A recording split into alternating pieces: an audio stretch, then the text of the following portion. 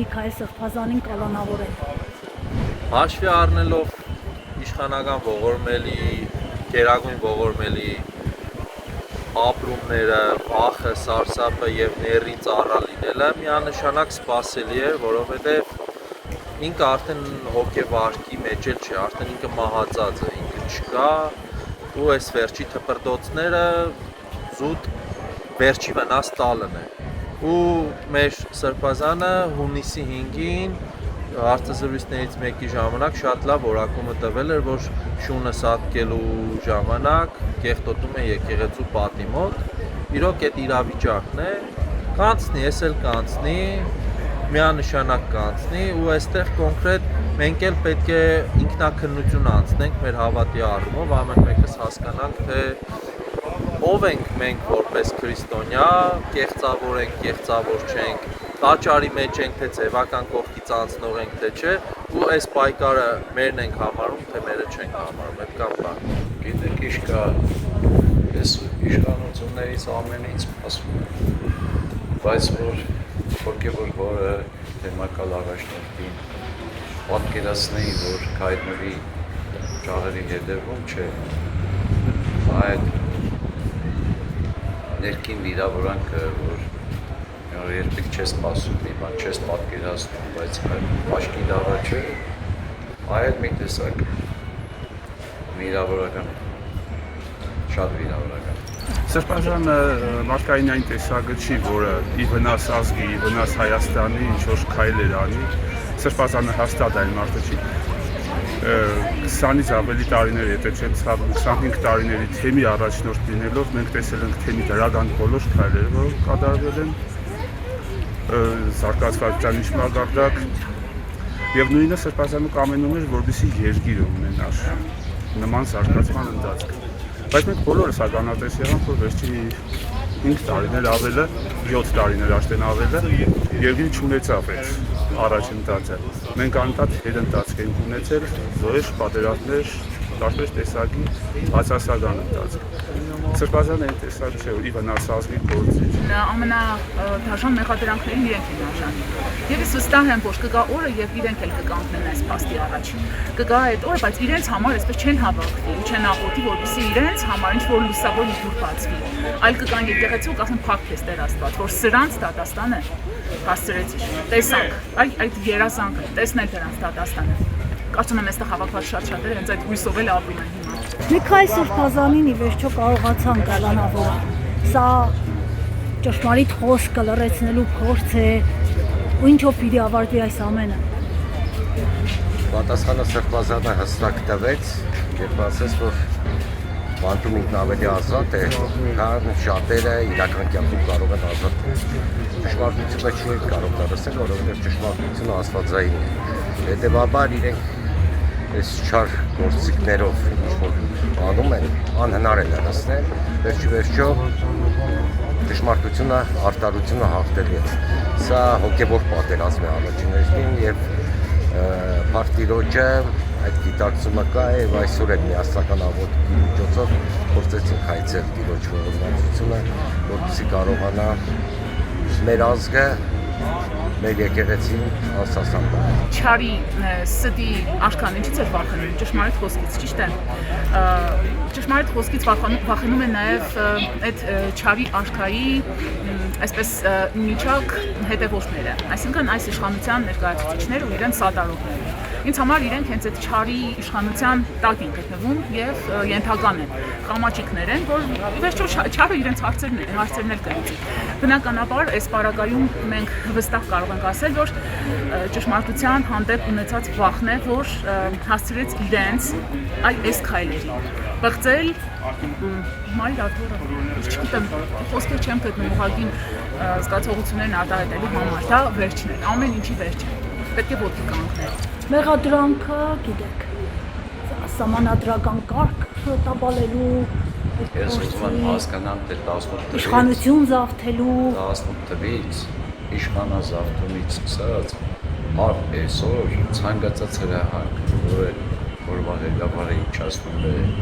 ինչքանով է սահմանադրական եւ ասենք հավաքները, որոնք արվել է, ես կարող եմ մաներից վրա անավազը 50 էպիզոդ ասել, որոնք որևիցե մի ղեկավարի կողմից մենք չենք տեսել։ Սկսած դատարանները շրջափակելուց, սկսած ռադիոթում գնալուց, սկսած ամենատարբեր էպիզոդներից, որոնք տեղի են ունեցել, եւ այդ ամբողջի անունը դրվել է ժողովրդի հանրության ինովական պահանջը։ Բայց այսօր եթե մարդը բորբոքված իր երկրի ցավը կիսելով, իր օդի ցավը կիսելով ասել է, որ դա խաղաղ ճանապարհով միտինգներով չէ, որ պետք է լինի, դա լավ է ուժայինները փորձեն հարցը լուծել, դա դարձել է հակասահմանադրական։ Այսինքն մարդը ասել է, որ դա մեր անելիքը չէ, մենք չենք կարող, ոչ թե ասել է, թե դա պետք է արվի, այս մարդիկ պետք է անեն։ Էս է եղելությունը։ Եթե 1000-2000 ուժայիններ հանել էին փողոցը, իզու չէին հանել, այդ ուզում էին անել, բնական է։ Եվ մակագրում են մի դատավորի, որ այդ որ առաջ ասենք մի այդ arczepiskopos-ը կանանավոր է, բնական է, որ պիտի ունեն։ Նամանավանդ, որ իրենք երևի թե ուզում են այդ երկու գործերը իրար կապեն, երկուսը ֆազաների իրար կապեն։ Был бы человек, за что судить найдем. Այսինքն շատ սիրուն նկարեցին մի բան, հիմա ինքը մարդիկ կան, որ եկեղեցի չեն գալիս կամ չեն ճանաչում, Միքայել Սրբազանին, Պատրատ Սրբազանին, բայց այդ մարդկանց հետ խոսալուց մի քիչ ճանաչելով չես կարող ասել, որ այդ մարդիկ որևիցե մեկին նա ցավ պատճառելու ունակություն կամ ցանկություն կամ նպատակ կարող են ունենալ։ Ու այստեղ իշխանությունները միշտ անգամ աշխատում են, բոլոր իշխանությունները մեր առավել եւս ու ավելի շատ աբսուրդով շոկի հասցնել հանրությանը, որովհետեւ իրանց կեղծիքը եւ սուլը չերևանալուց։ Այսինքն այնպիսի մի բան անել անհավանական, այնպիսի մի անհավանական իրադրություն ստեղծել, որ դա մինչև մարդիկ սկսեն հասկանալ, ավելի խճճվեն ու այդ ամբողջից ավելի խառնվեն իրար։ Ոսի իրանք իրաց գործերն են։ Վերջապես եթե այսօր Ֆրանսիայի նախագահն ասում է, մենք կողմ ենք Հայաստանի բարեփոխումներին, 2 օր առաջ պատերի ունեցածից հետո, մենք դա ո՞նց հասկանանք։ Հասկանանք, որ ականջներ կան այդ իրադարձությունների հետևում։ Նիկոլ Փաշինյանն ասում էր, որ իմ խնդիրը հոգևորականների հետ չէ, այլ հոգևորականների խնդիրը Աստծո հետ է։ Ես չեմ ուզում անդրադառնալ, ոնց կարելի է անդրադառնալ մի մարդու, որը էության պիղծ է։ Նրանց գրառումները նայեք, նրանց գրքերը կարդացեք։ Ուղղակի ուրորեն մենք հավատացինք, ազգը հավատաց մի բան, որ հնարավոր է փրկություն եւ եկավ հասավ քաոսի այս հատակին։ Չեմ ուզում բացարձակ մեկնաբանել, որովհետեւ դա պղծություն է։ Ինչի մասին է խոսքը։ Այդ խոսքերով ոնց կարող է Նիկոլ Փաշինյանը կարողանա ինչ-որ խոսք ասել հավատացյալներին եւ փորձել հոգեվորականներին։ Սա մեթոդաբար մշակված արշավե հայ եկեղեցու դեր, որպես մեր ինքնության վերջին հնարանի, որովհետեւ բոլոր քայլերը այսօր Հայաստանում ընթանում են ազգային ինքնության բոլոր արժեքների ոչնչացման եւ ի վերջո թրքահապատակության։ Իրենք որ թրքահապատակ են, պատկերացնում են, որ բոլորը թրքահապատակ են։ Ու պատերազմ են հայտարարել եկեղեցու դեմ կարծում եք։ Եկեղեցու դեմ պատերազմ հայտարարեցին բոլշևիկները, եկեղեցու դեմ պատերազմ հայտարարեցին մուսուլմանները, ինչի հասան։ Հայ եկեղեցին անընկճելի, ով կարող է հայ եկեղեցին տապալել։ Ով կարող է Միքայել Սրբազանին տապալել, այդ կամքը ով կարող է տապալել։ Փաշինյան։ Աբսուրդ։ Ինքը կտապալվի, ու մենք բոլորս ականատեսը կլինենք դրան, ես դա զգալով եմ ասում։ Սպասում եմ այդ բանը։ Ինչով կավարտվի այս պատմությունը։ Գիտեք, ֆիզիկայի օրենքները, բնության օրենքները անփոփոխ են։